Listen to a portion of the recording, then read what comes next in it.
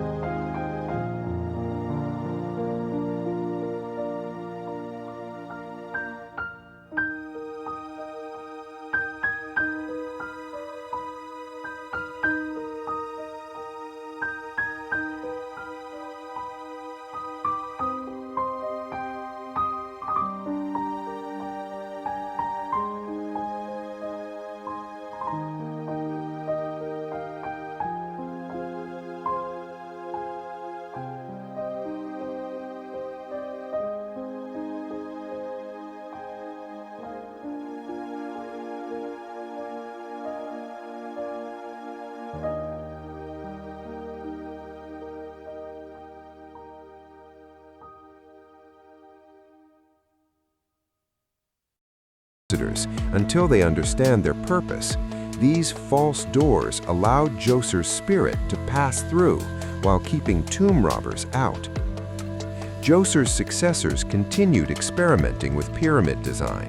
At Midam, Pharaoh Sneferu attempted to transform a step pyramid into a true smooth-sided pyramid, but the outer casing collapsed, leaving a tower-like core that rises eerily from a rubble mound. This failure taught Egyptian architects vital lessons about weight distribution and angles. Undeterred by the Midam collapse, Sneferu commissioned another pyramid at Dashur. This structure began with sides angled at 54 degrees, but halfway up, the angle abruptly changes to 43 degrees, creating the distinctive bent profile that gives it its modern name, the Bent Pyramid. Why did the architects change the angle midway through construction? The most convincing theory suggests they realized the original angle created too much inward pressure, risking catastrophic structural failure. Rather than abandoning the project, they reduced the angle, sacrificing aesthetic perfection for stability. The Bent Pyramid stands as a monument to ancient engineering caution and to the learning process that made the later pyramids possible. Sneferu remarkably built a third pyramid, the Red Pyramid, also at Dashur. This time, the architects got it right. Using the shallower 43-degree angle from the start, they created Egypt's first true smooth-sided pyramid. At over 340 feet tall, it was the tallest structure in the world when completed. The Red Pyramid's success paved the way for the ultimate achievement in pyramid construction. Around 2560 BCE, Sneferu's son Khufu ascended to the throne and immediately ordered the construction of a tomb that would dwarf all others. The Great Pyramid of Giza would stand as humanity's tallest structure for over 3,800 years, not surpassed until the completion of Lincoln Cathedral in 1113 CE. Even today, over 4.5 millennia after its construction, it remains one of the most precisely engineered buildings on Earth. The numbers are staggering. The Great Pyramid originally stood 481 feet tall, a 46-story building constructed without cranes, without steel, without machinery of any kind. It covers 13 acres at its base. It contains an estimated 2.3 million limestone blocks, each weighing an average of 2.5 tons, with some granite blocks in the King's Chamber weighing up to 80 tons. The total weight exceeds 6 million tons. But statistics don't capture the precision. The base forms a nearly perfect square, with sides that vary by less than 2 inches across 755 feet. The structure is aligned to true north with an accuracy of 1/15 of a degree, more accurate than the Royal Observatory at Greenwich was when first built. The 4 sides are angled at exactly 51 degrees 52 minutes, a slope that creates a pyramid whose height has the same ratio to its base perimeter that a circle's radius has to its circumference. Whether this encodes the mathematical constant pi, or whether it's coincidence, remains debated, but it demonstrates extraordinary mathematical knowledge. Inside, the Great Pyramid conceals a labyrinth of passages and chambers. The entrance, originally hidden on the north face, leads to a descending passage that drops into the bedrock. An ascending passage branches off, leading to the Grand Gallery, a corbelled corridor over 25 feet high and more than 150 feet long, with walls that lean inward as they rise, distributing the immense weight above.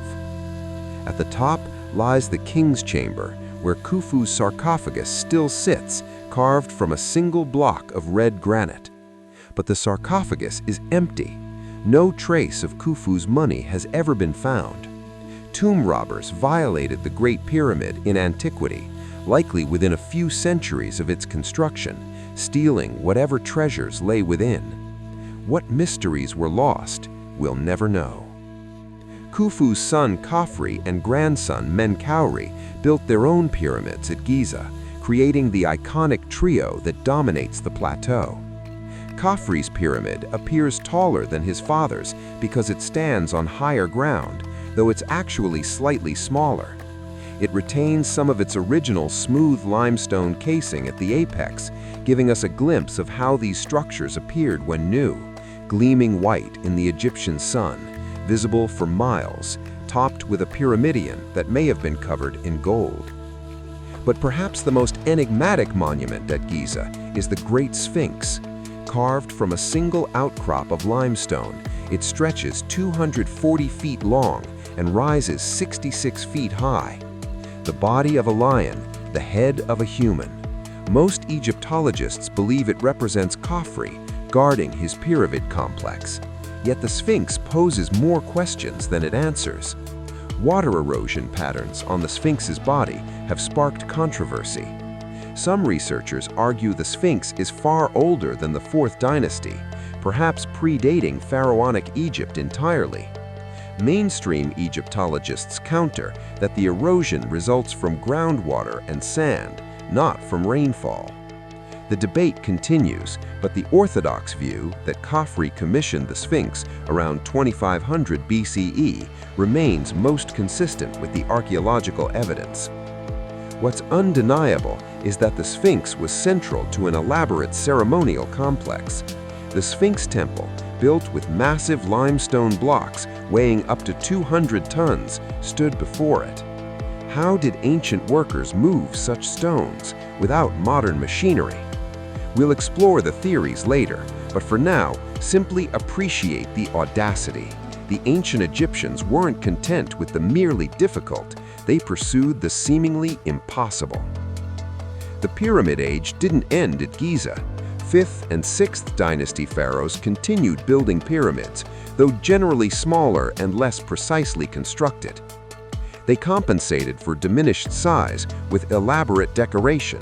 The pyramid texts, humanity's oldest religious texts, first appeared on the walls of Pharaoh Unis's pyramid chamber around 2350 BCE.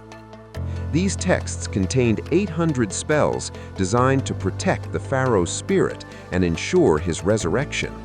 They describe his journey through the afterlife, his transformation into a star, his eternal union with the sun god Ra. Reading them, we glimpse the sophisticated theology that sustained Egyptian civilization, a complex worldview where death was transformation, where the pharaoh became divine, where the right words had power over reality itself. But pyramids tell only part of the Old Kingdom story. This was an era of extraordinary cultural achievement. Art reached new heights of realism and idealization, capturing the human form with unprecedented skill, while adhering to strict conventions that would persist for centuries. Hieroglyphic writing became fully developed. From chaos came renewal. Around 2050 BCE, a powerful dynasty based in Thebes, modern Luxor, reunified Egypt, inaugurating the Middle Kingdom. The pharaohs of the 11th and 12th dynasties restored central authority, repaired irrigation systems, and reinvigorated trade. But the Middle Kingdom pharaohs were different from their Old Kingdom predecessors. Their statues show careworn faces, furrowed brows, downturned mouths, men burdened by responsibility rather than godlike figures radiating eternal confidence. This wasn't pessimism, but realism. Having witnessed civilizations collapse, they understood that order was fragile, that Maat required constant vigilance. These pragmatic rulers focused on practical achievements. Amenemhat III transformed the Fayum oasis through massive irrigation projects, creating thousands of acres of new farmland. He built dikes, canals, and a reservoir to regulate the Nile's flow, increasing agricultural productivity and buffering against drought. This was governance focused on sustainability, not just spectacle. The Middle Kingdom also produced Egypt's greatest literary works. The Tale of Senuhi, composed around 1875 BCE, tells of an official who flees Egypt after his pharaoh's assassination, lives among foreigners, achieves success, but ultimately longs for home and proper burial in Egyptian soil. It's a masterpiece of world literature, exploring themes of loyalty, identity, and mortality with sophistication that rivals anything written in the ancient world. The Middle Kingdom pharaohs expanded Egypt's borders, particularly into Nubia to the south. A chain of massive fortresses secured the trade routes, bringing gold, ivory, ebony, and exotic animals from Africa's interior. These weren't simple military outposts, but sophisticated defensive complexes with towering walls, multiple gates, and elaborate architecture designed to project Egyptian power. But prosperity bred complacency. The 13th dynasty saw rapid turnover of weak pharaohs. Central authority weakened again. And then came an unprecedented shock: foreign invasion.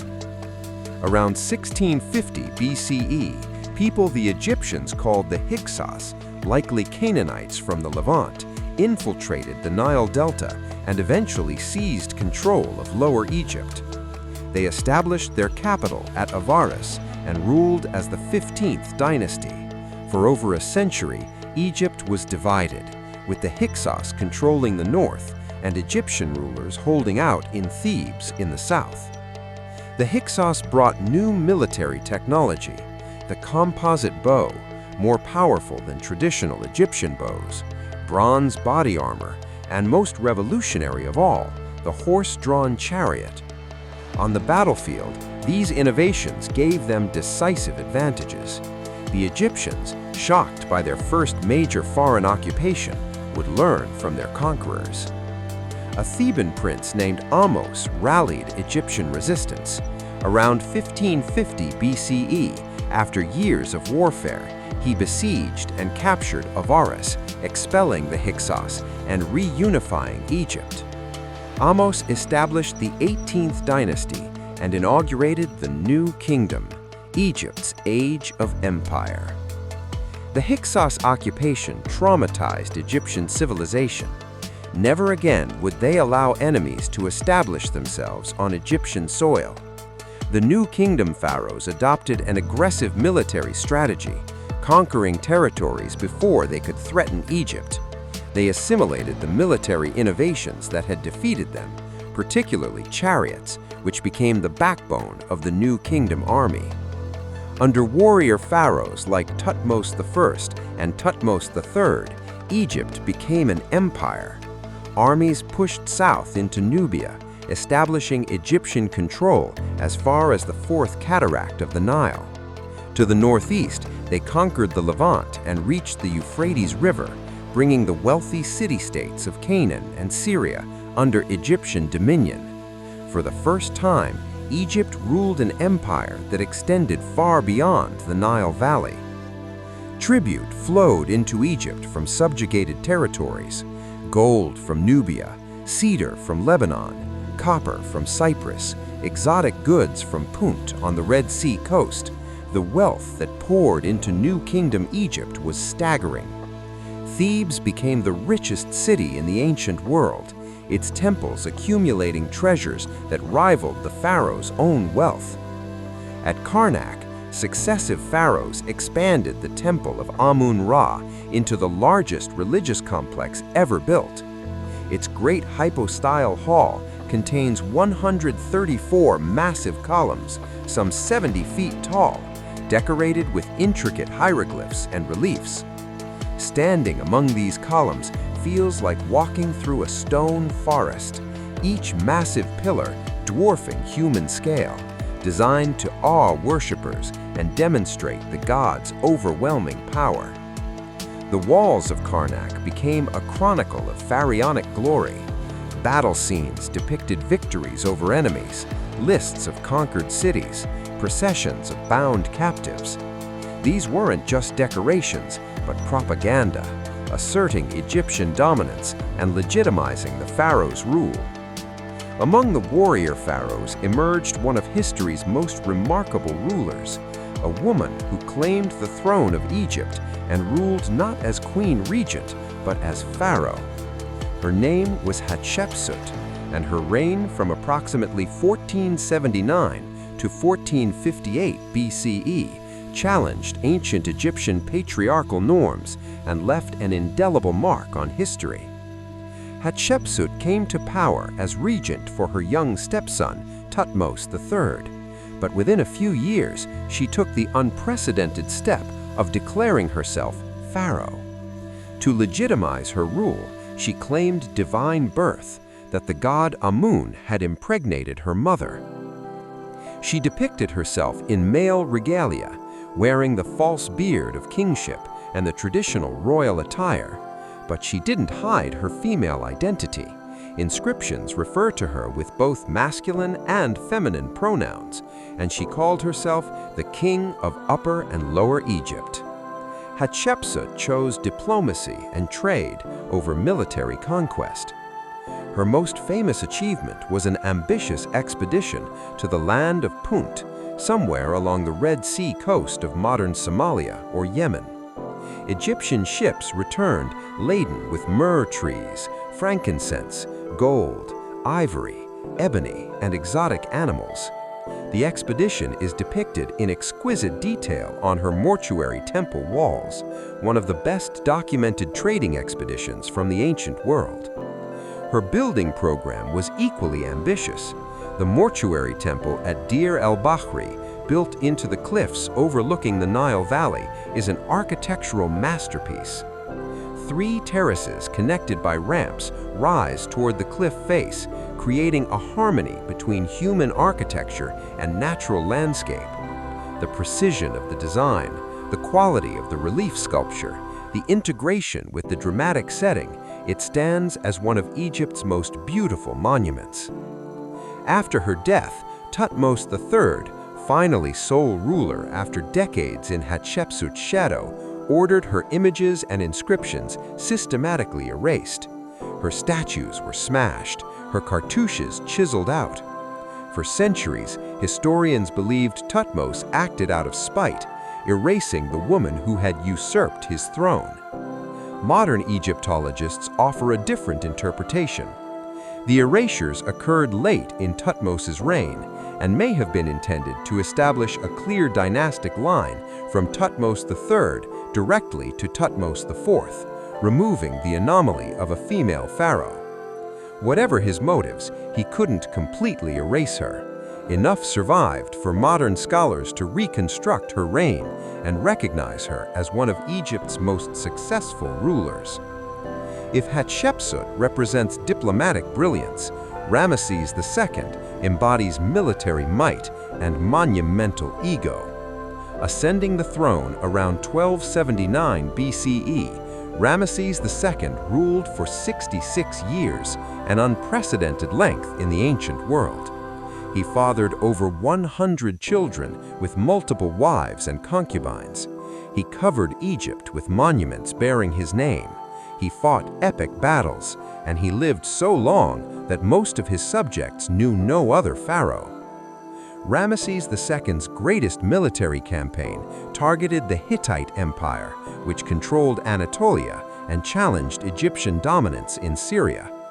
In 1274 BCE, the two empires clashed at Kadesh, near modern-day Syria's border with Lebanon.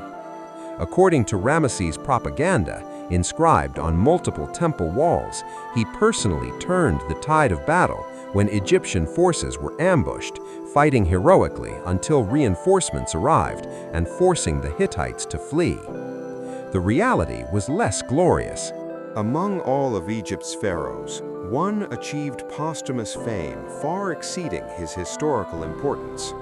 Tutankhamun ruled from approximately 1332 to 1323 BCE, ascending the throne as a child and dying around age 19. His reign was brief, his accomplishments modest, his name largely forgotten after his death. Yet today, he's the most famous pharaoh of all. On November 4, 1922, British archaeologist Howard Carter, excavating in the Valley of the Kings, discovered a step cut into the rock. Over the following days, his team cleared a staircase leading to a sealed doorway. Carter made a small hole in the door and by candlelight peered through. His patron, Lord Carnarvon, anxiously asked, "Can you see anything?" Carter's reply entered history. "Yes, wonderful things."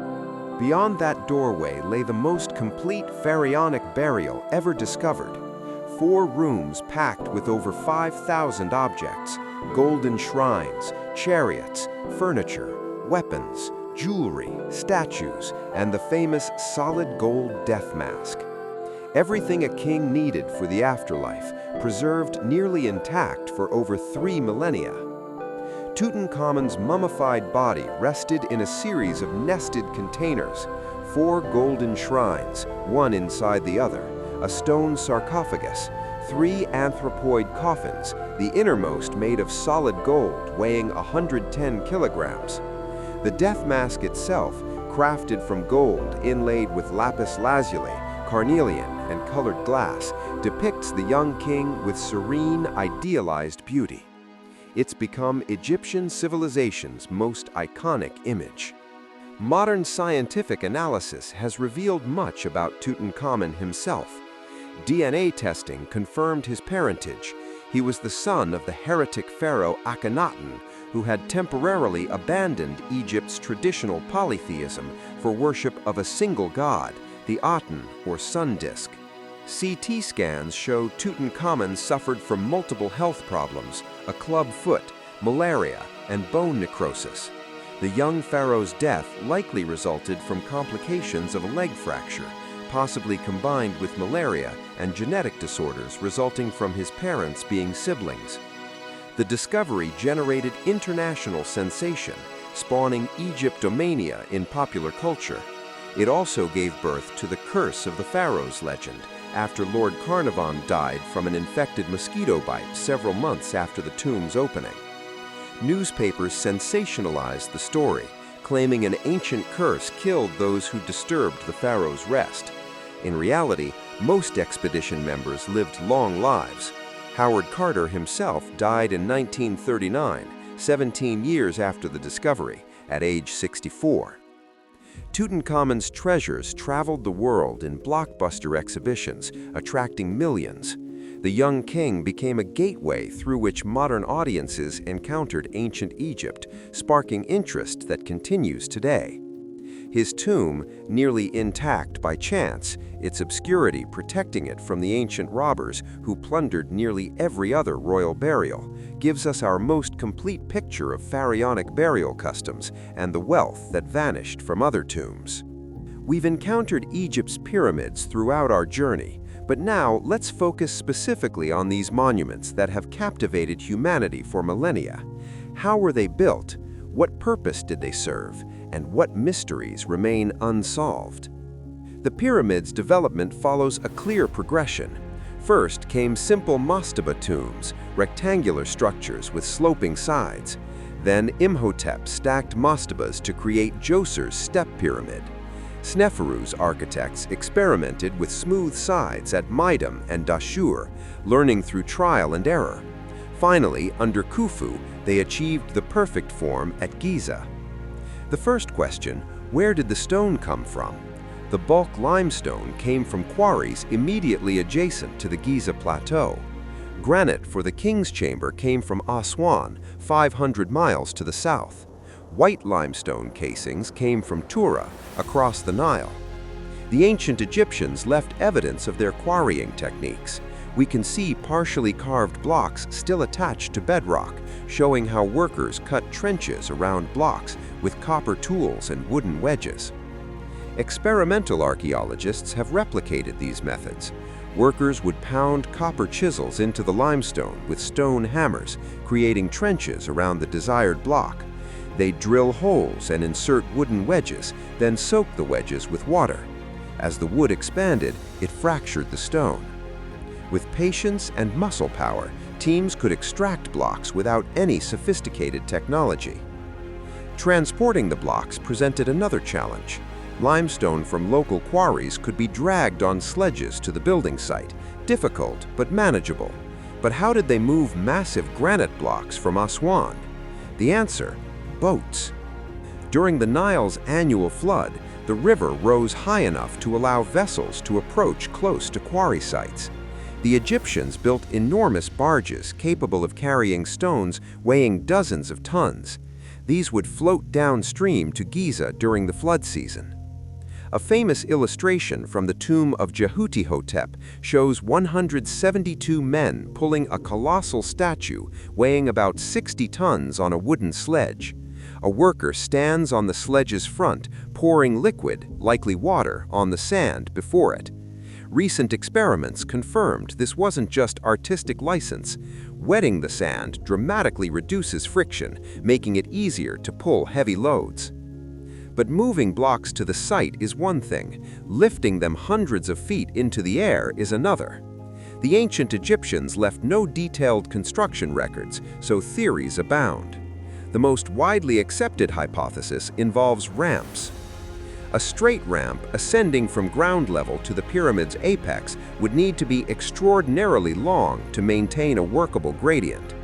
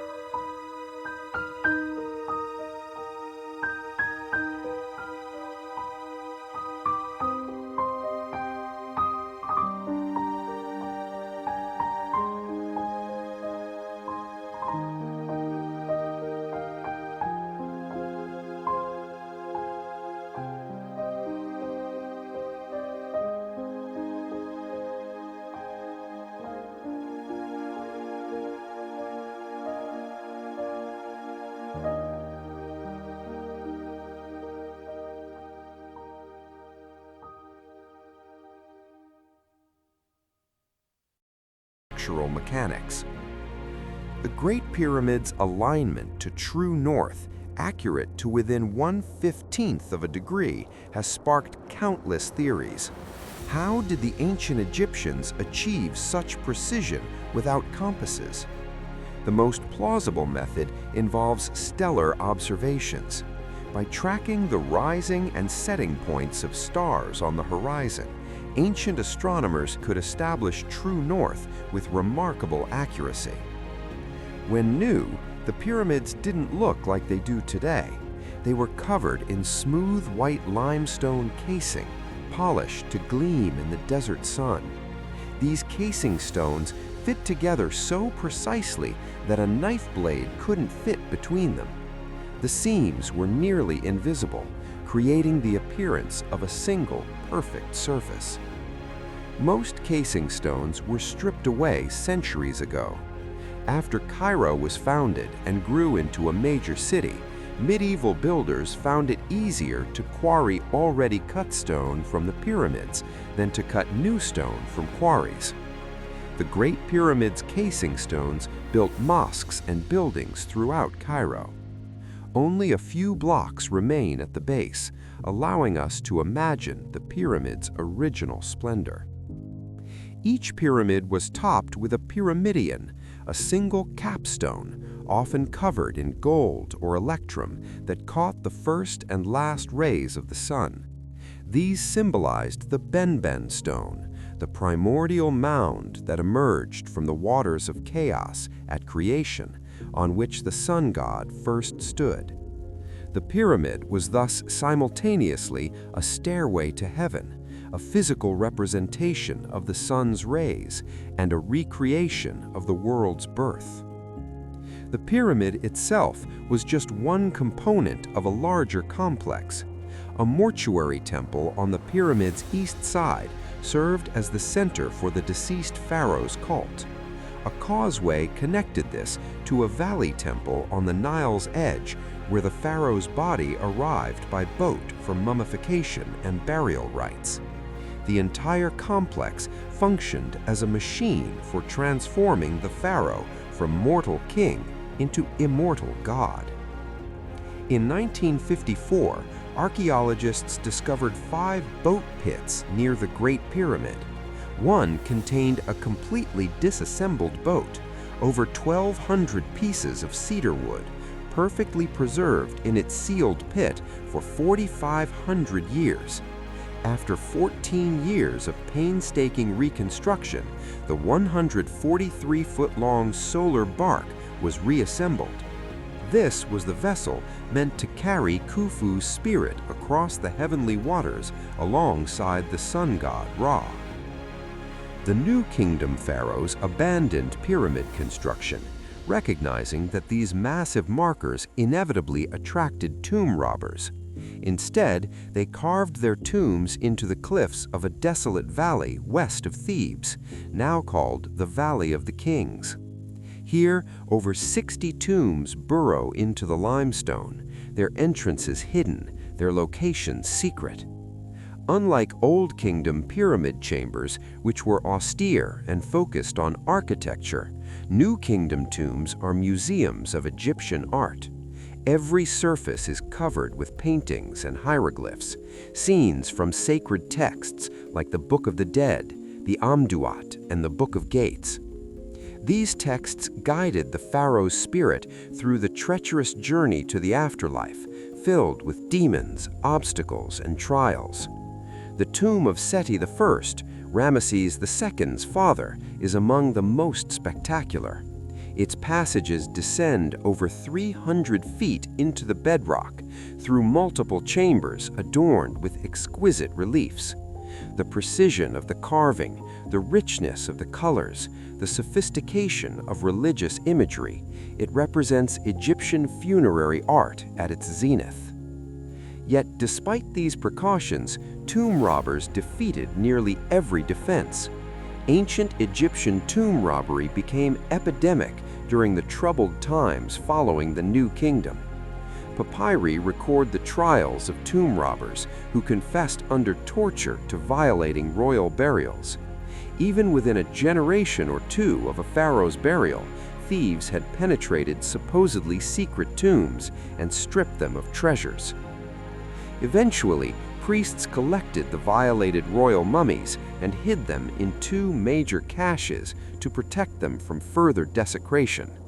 In 1881, the first cache was discovered at Deir el-Bahiri, a single shaft containing over 50 mummies, including the greatest pharaohs of the New Kingdom: Ahmose, Amenhotep I, Thutmose III, Seti I, Ramesses II. These rulers, who had commanded armies and built empires, lay jumbled together, hastily wrapped, their grave goods stolen, hidden away like criminals rather than gods. Today, these mummies yield secrets to modern science. CT scans reveal diseases, injuries, and causes of death. DNA analysis establishes family relationships and tracks genetic disorders. Isotope analysis of teeth indicates where individuals spent their childhood. The pharaohs, who sought eternal life, have achieved a form of immortality they never imagined, as subjects of scientific study, revealing intimate details they never intended to share. Despite centuries of study, ancient Egypt retains mysteries that resist explanation. Some questions result from incomplete evidence. Time has erased the answers. Others challenge our understanding of what ancient peoples could achieve. Let's explore the most compelling enigmas. We touched on the Sphinx's age controversy earlier, but let's examine it more closely. In the 1990s, geologist Robert Schoch argued that the deep erosion patterns on the Sphinx's body resulted from prolonged rainfall, not wind or sand. Since Egypt's climate became arid around 3000 BC, this would place the Sphinx's construction much earlier, possibly 7000 to 5000 BC, long before pharaonic civilization. Mainstream Egyptologists vigorously contest this theory.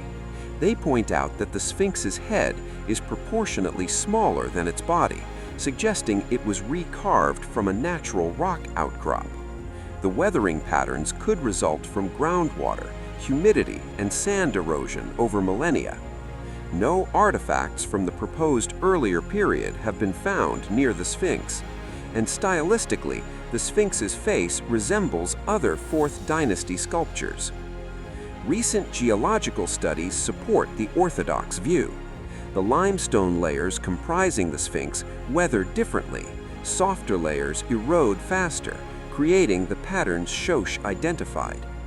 Groundwater wicking up from below, combined with wind and sand, adequately explains the weathering without requiring torrential rainfall. Yet, the debate continues, illustrating how ancient monuments can support multiple interpretations and how evidence requires context and expertise from multiple disciplines to properly evaluate.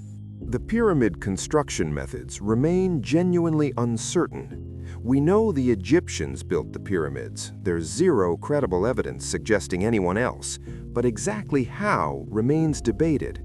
No ancient Egyptian text explicitly describes pyramid construction, leaving us to infer methods from archaeological evidence and engineering analysis. Skeptics often question how copper tools could cut stone. The answer: they couldn't, not directly, but copper chisels pounded with stone hammers could pulverize limestone, effectively grinding it away. For harder stones like granite, the Egyptians used dolerite pounders, extremely hard stones used as hammers. Experiments show these methods work, though they're extremely labor-intensive. The unfinished obelisk at Aswan provides crucial evidence.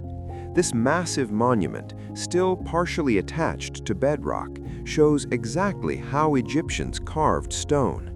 Narrow trenches surround it where workers pounded away the rock with dolerite hammers. Why was it abandoned? A crack appeared during carving, rendering the obelisk unusable. The Egyptians' loss is archaeology's gain, a perfectly preserved ancient work site. Some mysteries result from misinterpretation of Egyptian art. In the Temple of Hathor at Dendera, a relief shows what appears to be a giant light bulb with a snake inside, held by priests. Fringe theorists claim this proves ancient Egyptians had electricity. Mainstream Egyptologists explain this as the Djed pillar, a symbol of stability and resurrection, combined with a lotus flower from which a snake emerges. The snake represents the god Harsomtus, associated with solar resurrection. The scene depicts a mythological event, not a technological device. The hieroglyphic inscriptions accompanying the relief describe religious concepts, not electrical engineering. The Saqqara bird, a wooden object dating to about 200 BCE, resembles a modern airplane with wings and a tail. Some claim it's evidence of ancient flight, but it's actually a bird-shaped toy or ceremonial object, common in Egyptian art. The wings are at the wrong angle for flight, and there's no evidence of any propulsion mechanism. Ancient Egyptians were fascinated by birds and frequently depicted them, but they didn't build aircraft. Some genuine mysteries do exist. The Osirion at Abydos features massive red granite blocks weighing up to 100 tons, fitted together with extraordinary precision. The architectural style differs markedly from surrounding New Kingdom structures, appearing far more archaic. Some blocks lack the carved inscriptions typical of Egyptian temples, suggesting they were reused from earlier structures. Who built the Osirion and when? Orthodox dating places it to Seti I's reign around 1300 BCE, but the architectural style resembles Old Kingdom temples more than New Kingdom ones. Were the core megalithic structures older, with Seti I merely renovating and claiming them? Or does the archaic style reflect deliberate archaism, imitating ancient architecture? The debate continues. The Serapeum of Saqqara contains even stranger artifacts, 24 enormous granite boxes, each carved from a single piece of stone, weighing 60 to 80 tons, with lids weighing 15 tons. These boxes are polished to extraordinary smoothness, with internal corners so precise they appear machine-made. The official explanation: these boxes served as sarcophagi for sacred Apis bulls, worshipped as manifestations of the god Ptah. Bulls were mummified and placed in these sarcophagi in elaborate ceremonies. The precision reflects the Egyptians' reverence for the sacred bulls and their advanced stoneworking abilities. Yet engineers examining these boxes express amazement at the precision. The surfaces are flat to within thousandths of an inch.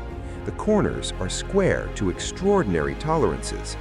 Creating such precision with copper tools, wooden wedges, and stone hammers seems almost impossible, yet the Egyptians clearly achieved it. Some researchers have attempted to replicate this precision using ancient tools and methods. While they've achieved impressive results, matching the Serapeum box's exactitude remains elusive. This doesn't prove ancient Egyptians had lost technology or alien assistance. It proves they possessed skills and knowledge we're still working to fully understand and replicate. Do hidden chambers await discovery in the Great Pyramid? The 2017 muon tomography discovery of a void above the Grand Gallery sparked intense speculation. Is it a chamber, a structural space, a previously unknown passage? Researchers emphasize that muon tomography shows voids, not chambers. The distinction matters. A void might be empty space left for structural reasons, not a deliberately created room. Further investigation requires non-invasive methods, as Egyptian authorities understandably prohibit drilling into the Great Pyramid to satisfy curiosity. Multiple teams have used ground-penetrating radar, electromagnetic surveys, and other technologies to scan the Giza pyramids. These studies have identified anomalies, areas where density or structure differs from surroundings. Some might be construction gaps, unfilled spaces, or variations in limestone density. Others might represent unknown passages or chambers. In the Queen's Chamber, narrow shafts extend into the pyramid's mass. In 1993, a robot exploring the south shaft discovered a limestone door with copper handles. In 2002, another robot drilled through this door, finding a space containing a second door beyond. What lies further is unknown. Why would the ancient Egyptians create shafts with sealed doors leading nowhere? Theories abound. Some suggest the shafts had astronomical purposes, aligning with specific stars. Others propose they allowed the pharaoh's Ka to exit the pyramid and ascend to the heavens. Still others speculate they might be test shafts created during construction and later abandoned. Without more evidence, we can't be certain. Prominent Egyptologists like Zahi Hawass argue that while mysteries remain, they do not require extraordinary explanations. The ancient Egyptians were brilliant, creative, and patient. Given enough time, labor, and organizational skill, they achieved feats that seem impossible because we underestimate human ingenuity and determination. Modern technology emphasizes speed and efficiency. We build quickly using machinery because labor is expensive. The ancient Egyptians faced different constraints. Labor was abundant, time was flexible, precision could be achieved through patience and skill rather than machines. Different constraints led to different methods that produced results we still struggle to replicate. One of ancient Egypt's greatest mysteries was solved in modern times, the decipherment of hieroglyphics. For centuries after Rome conquered Egypt, the knowledge of how to read hieroglyphics vanished. These inscriptions that covered every temple, every tomb, every monument became indecipherable. Then, in 1799, French soldiers during Napoleon's Egyptian campaign discovered a granodiorite stele near the town of Rashid, called Rosetta by Europeans. This stone contained the same text in 3 scripts: hieroglyphic, Demotic Egyptian, and Ancient Greek. Since scholars could read Ancient Greek, they possessed the key to unlock hieroglyphics, if they could figure out how. The breakthrough came from Jean-François Champollion, a French scholar who devoted his life to the puzzle. Previous attempts assumed hieroglyphics were purely symbolic, each sign representing a complete concept. Champollion realized the truth. Hieroglyphics combined logographic signs representing words, syllabic signs representing sounds, and determinatives clarifying meaning. He identified that cartouches, oval shapes surrounding certain hieroglyphic groups, contained royal names. Using the Rosetta Stone, he could identify which hieroglyphics corresponded to the Greek names Ptolemy and Cleopatra. From there, he deciphered the phonetic values of individual signs.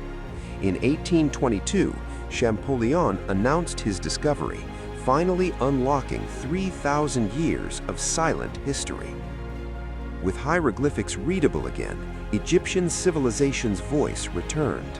King lists provided chronology, temple inscriptions recorded military campaigns, tomb biographies revealed individual lives, religious texts explained beliefs about death and the afterlife.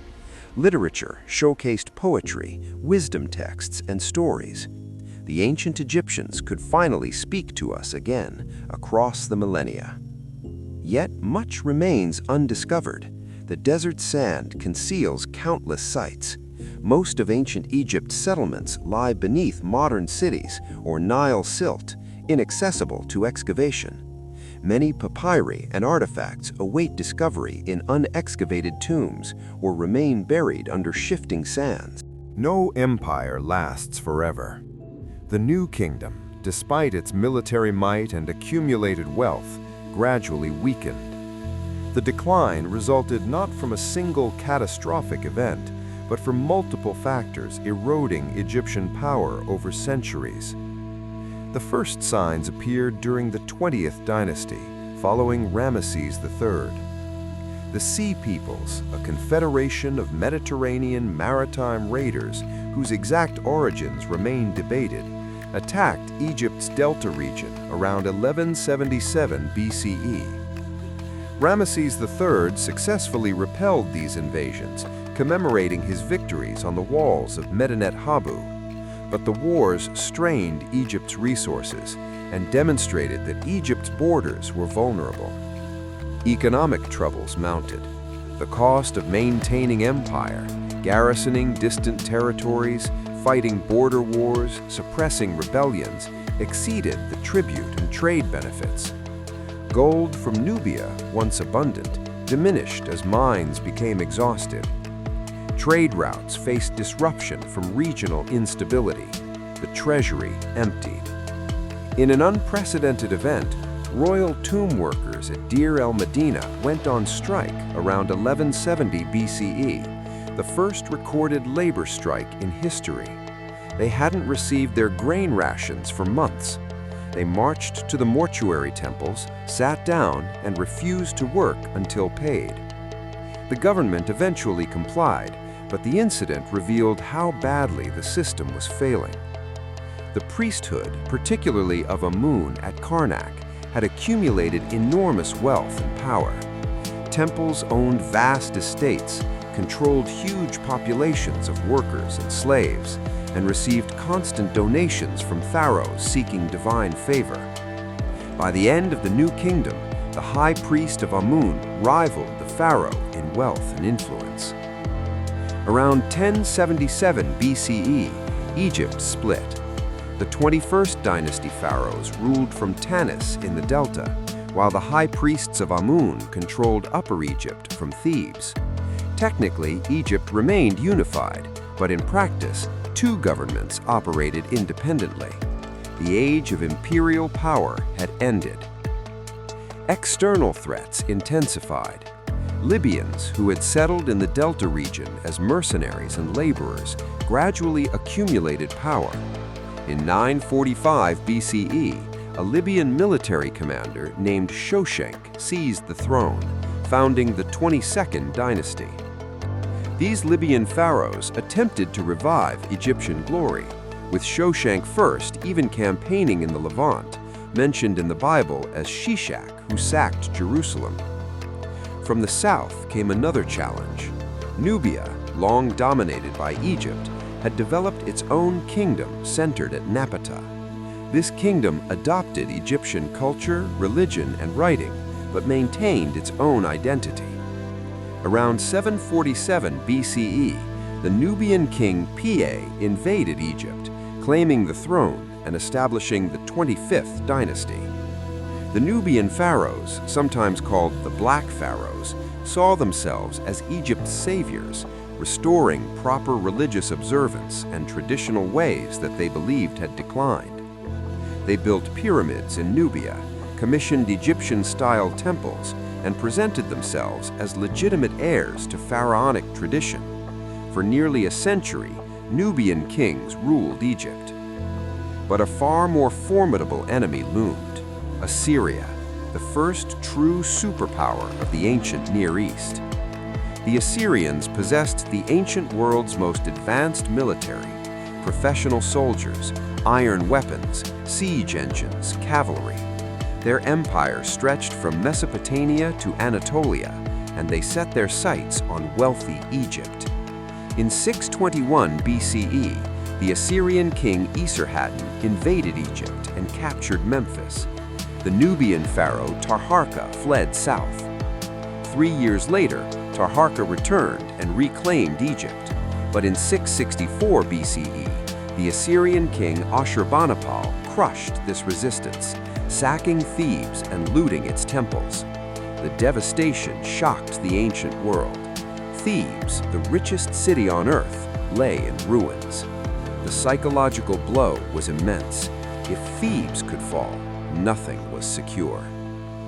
The Assyrians didn't want to directly rule Egypt, only to control it. They placed an Egyptian vassal, Psamtik I, on the throne.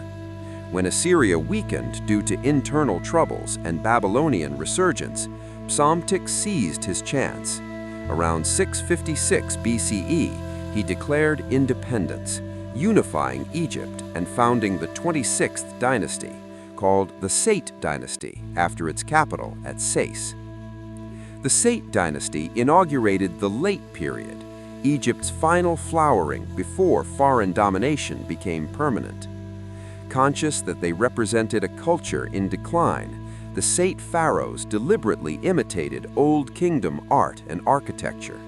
They restored ancient monuments, copied Old Kingdom statuary styles, and emphasized traditional values.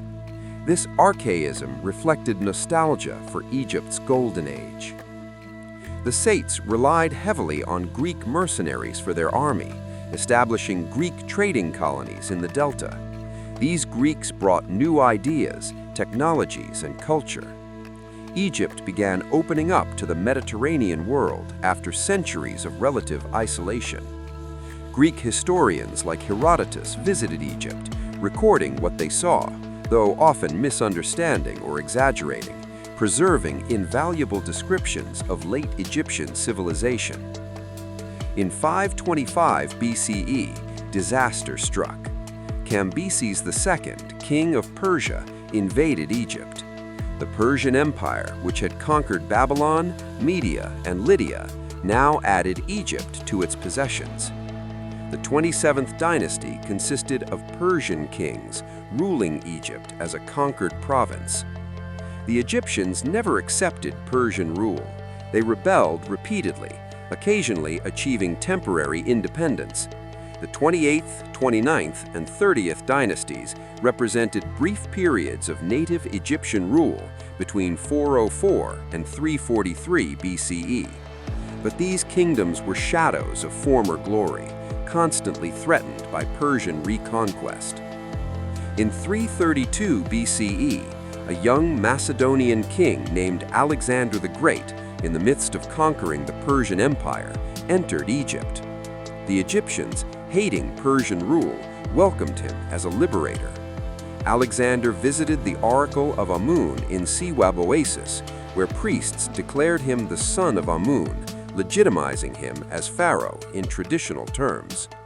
Alexander founded Alexandria at the Mediterranean coast, envisioning a great port city connecting Egypt to the wider Greek world.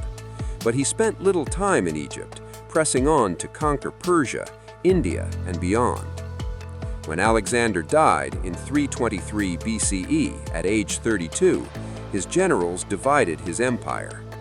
Ptolemy, one of Alexander's most capable generals, seized Egypt. He established the Ptolemaic dynasty, which would rule Egypt for 3 centuries. But these were Greek pharaohs, foreigners wearing Egyptian crowns, maintaining Egyptian traditions for political purposes while remaining culturally Greek. The Ptolemaic period created a unique hybrid culture. Alexandria became the Mediterranean's intellectual center, home to the Great Library and the Museon, an institute for scholars, the world's first research university. Greek mathematicians, astronomers, physicians, and philosophers flourished alongside Egyptian priests and scribes. The Library of Alexandria attempted to collect all the world's knowledge, hundreds of thousands of scrolls containing Greek philosophy, Egyptian temple texts, Babylonian astronomy, Jewish scriptures, and works from cultures across the known world. Scholars translated texts between languages, compared ideas, and advanced human knowledge. Archimedes, Euclid, Eratosthenes, giants of science and mathematics, worked in Ptolemaic Alexandria. Yet the Ptolemaics remained foreigners. Most never learned Egyptian, requiring bilingual administration. The Rosetta Stone itself demonstrates this bilingualism, the same decree in 3 scripts so all subjects could read it. Egyptian culture persisted, but under foreign rulers. Temples continued functioning. Priests maintained traditions, but the vital center had shifted. The last pharaoh of Egypt was Cleopatra VII, who reigned from 51 to 30 BCE. She was actually the first Ptolemaic ruler who bothered to learn Egyptian after 3 centuries of Greek rule. Brilliant, ambitious, and politically astute, she maneuvered through the dangerous politics of the late Roman Republic, allying first with Julius Caesar, and then, after his assassination, with Mark Antony. But Rome's power proved irresistible. In 31 BCE, Octavian, later Emperor Augustus, defeated Antony and Cleopatra's forces at the Battle of Actium. The following year, as Roman legions approached Yet the story doesn't end with Roman conquest. Egypt's civilization was so deeply rooted so culturally powerful that it survived in transformed ways. Egyptian religion continued for centuries under Roman rule. The last hieroglyphic inscription was carved in 394 CE at Philae Temple, over 3,000 years after hieroglyphics first appeared. Christianity arrived in Egypt in the 1st century CE, and Egypt became one of early Christianity's strongholds. The Coptic Church, directly descended from Egyptian Christian communities, maintains traditions dating to ancient times. Coptic, the last stage of the Egyptian language, survives in Coptic liturgy. When you hear Coptic hymns, you hear the descendant of the language spoken by pyramid builders. The Arab-Islamic conquest in 641 CE brought dramatic changes. Arabic replaced Coptic as the spoken language. Islam replaced Christianity as the dominant religion. Yet Egyptian identity persisted. Modern Egypt's population descends primarily from ancient Egyptians, not from Arab conquerors. Genetic studies confirm continuity between ancient Egyptians and modern Egyptians. For over 1,000 years, ancient Egypt lay buried, monuments half covered in sand, texts unreadable, history forgotten. Then came Napoleon's expedition in 1798, bringing scholars who documented Egypt's monuments. The discovery of the Rosetta Stone enabled Champollion's decipherment. The 19th century saw an explosion of Egyptology. Excavations uncovered buried cities, tombs, temples, museums filled with artifacts. The world rediscovered ancient Egypt. Today, Egypt's ancient monuments attract millions of visitors annually. The Giza Pyramids, Karnak Temple, the Valley of the Kings, Abu Simbel, these sites connect modern humanity to our distant past. Standing before the Great Pyramid, walking through Karnak's columns, looking at Tutankhamun's golden mask, these experiences remind us of human capability, creativity, and our quest for permanence in a changing world. Egyptian influence permeates modern culture. Obelisks stand in London, Paris, Rome, and New York, stolen from Egypt in the 19th century, now symbols of these cities. Egyptian motifs appear in architecture, jewelry, and fashion. Hollywood has produced countless Egyptian-themed films. Egyptian art influences modern design. Pyramids appear in popular culture constantly, from logos to buildings to conspiracy theories. Egyptology contributes to multiple scientific fields. Studying mummies advances our understanding of ancient diseases, diet, and medicine. Egyptian mathematics and engineering inform our understanding of knowledge transmission. Egyptian agricultural practices offer insights relevant to modern sustainable farming. Egyptian astronomical observations contribute to archaeoastronomy. Modern Egypt, while vastly different from its ancient predecessor, maintains cultural continuity. Egyptian identity draws strength from its ancient heritage. The Egyptian flag incorporates traditional Egyptian symbols. Egyptian names, customs, and worldviews retain echoes of ancient times. The Nile still flows, still floods, now controlled by dams, still sustains Egyptian civilization. Preserving ancient Egyptian monuments presents enormous challenges. Air pollution damages limestone. Rising groundwater threatens foundations. Tourism causes wear. Climate change poses new risks. International organizations, Egyptian authorities, and archaeological teams work constantly to document, preserve, and protect these irreplaceable heritage sites. New discoveries continue. In 2019, archaeologists found 30 sealed coffins at Luxor, the largest find in over a century.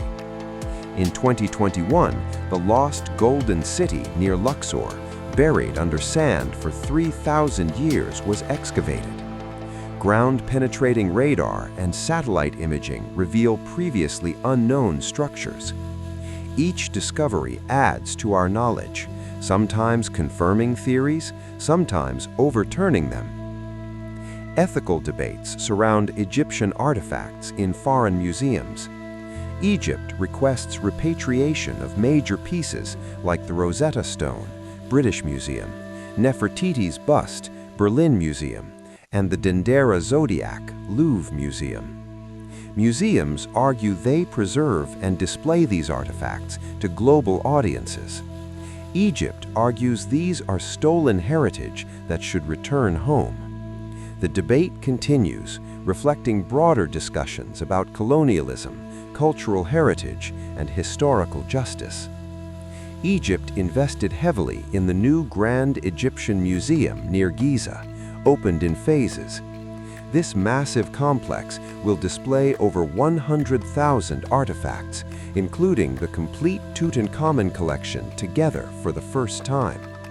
State-of-the-art conservation laboratories, climate-controlled galleries, and modern presentation techniques will showcase Egypt's heritage in unprecedented ways. Technology transforms how we experience ancient Egypt. Detailed 3D scans allow virtual visits to tombs too fragile for tourists. Virtual reality experiences transport users to ancient Egypt. Digital archives preserve inscriptions and artifacts, making them accessible to researchers worldwide. What lessons does ancient Egypt offer modern civilization? Perhaps the most striking is the importance of long-term thinking.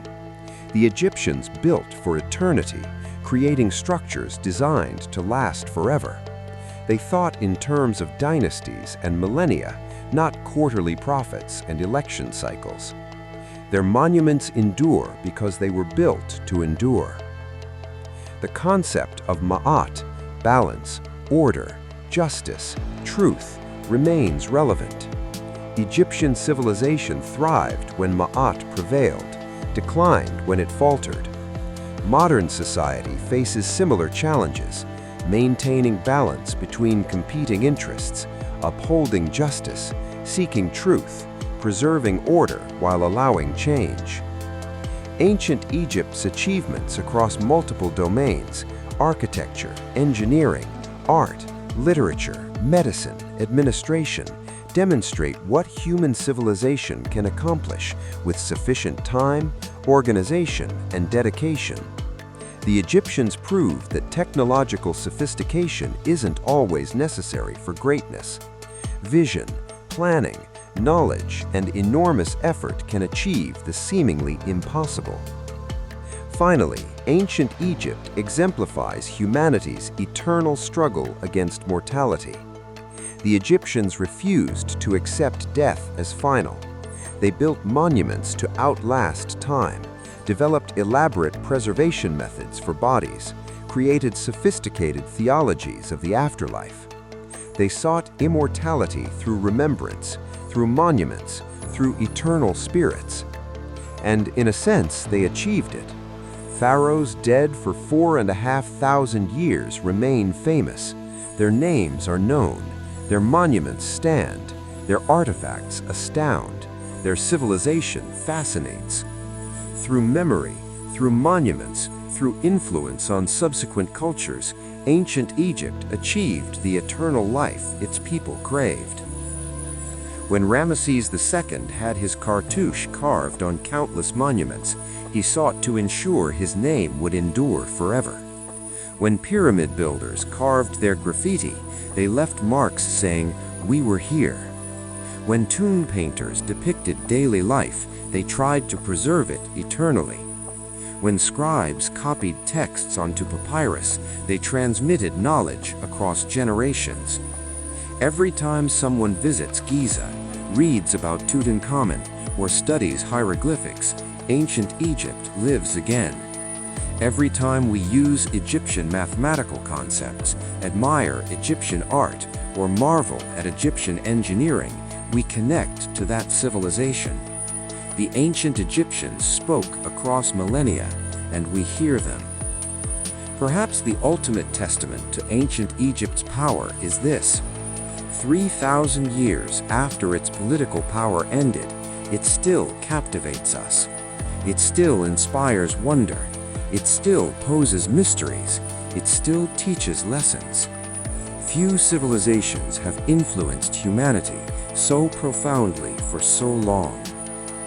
The Nile still flows through Egypt as it has for millions of years, as it did when the first Egyptians settled its banks 10,000 years ago, as it will for ages yet to come. The river that gave birth to Egyptian civilization continues, eternal and life-giving. If this journey through ancient Egypt captivated you, please like this video and subscribe to the channel for more deep dives into history's greatest civilizations. What aspect of ancient Egypt fascinates you most? Which pharaoh would you most like to meet? What unsolved mystery intrigues you? Share your thoughts in the comments below. Let's continue this conversation across the ages.